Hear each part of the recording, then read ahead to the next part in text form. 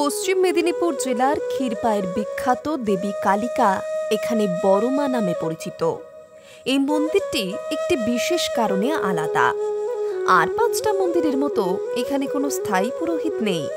এখানে যিনি পুজো দিতে আসেন তিনি নিজেই পুরোহিত। এখানে প্রতিমা বিশাল আকারের।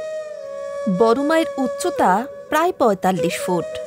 এখানে ভক্তদের পুজোর ফল বা দক্ষিণা দেওয়া নিষেধ। ভক্তরা চাইলে দেবীর জন্য প্রসাদ রেখে যেতে পারেন।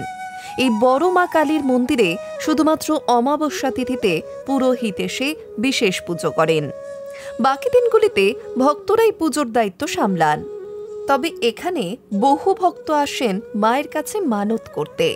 এমনকি মনস্কামনা পূর্ণ হলে সেই মানত শোধও করেন ভক্তরা। দীর্ঘ ২৫ বছর ধরে চলে আসছে এই পুজো। প্রত্যেক দিনই এই বড় মায়ের মন্দিরে হাজারো হাজারো ভক্তের ভিড় লক্ষ্য করা যায়। মার কাছে নিজের মন থেকে চাই মাকে কিছু প্রার্থনা জানান এই বিশেষ অমাবস্যার দিন। সেই রকমই আমাদের এই বড় মায়ের মন্দিরে আপনারা দেখতে পাচ্ছেন বহু মানুষ সকাল থেকে এই বড় মায়ের মন্দির পশ্চিমবঙ্গের পশ্চিম মেদিনীপুর জেলার ঘাটাল মহকুমার ক্ষীরপাইতে অবস্থিত এই মন্দির।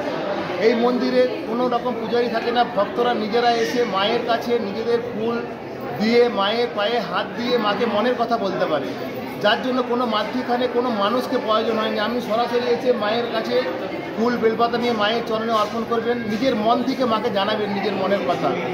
আমি দেখতে পাচ্ছেন বহু মানুষ আজকে এই মন্দিরে এসেছে। তারা এসে একটু মায়ের পায়ে শুধু ফুল দেওয়ার জন্য দেখুন ভিতরে কীরকম তাড়াহুড়ো আরম্ভ হয়েছে। আমরা এত লাইন করে এত ভলেন্টিয়ার দিয়েও আমরা সেটাকে সহজে কন্ট্রোল করতে পারছি না। তবে দীপান্বিতা অমাবস্যায় শ্যামা মায়ের পূজায় ব্রতী হয়েছেন সকল বাঙালিরা। সেই মতো ক্ষীরপাই বড় মা কালী মন্দিরে কেউ মা কালীকে দর্শন করতে, কেউ বা পুজো দিতে উপস্থিত হয়েছিলেন। সকাল থেকে বেশ কয়েক হাজার ভক্তের ঢল দেখা গিয়েছিল মন্দির চত্বরে। তবে সন্ধে নামার সাথে সাথে ভক্তদের ভিড়ও যেন বেড়েই চলেছিল। তবে পুজো কমিটির তরফ থেকে ও পুলিশ প্রশাসনের তরফ থেকে সমস্ত দিকে নজরদারিও চালানো হয়েছিল। Hi news network.